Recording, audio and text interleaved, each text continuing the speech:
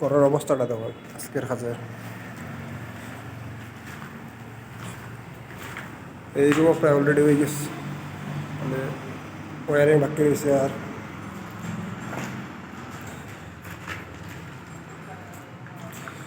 অবস্থাটা আমাদের ভাঙ্গিয়া মানুষের ঘরের অবস্থা না। এইটা পাইপটা লাগবো, এই তারটা ভিতরে লাগবো, দেখায়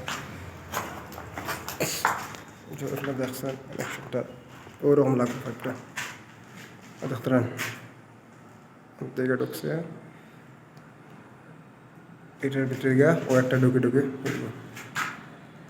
আর একটা জিনিস আপনারা দেখায় অবস্থা করে।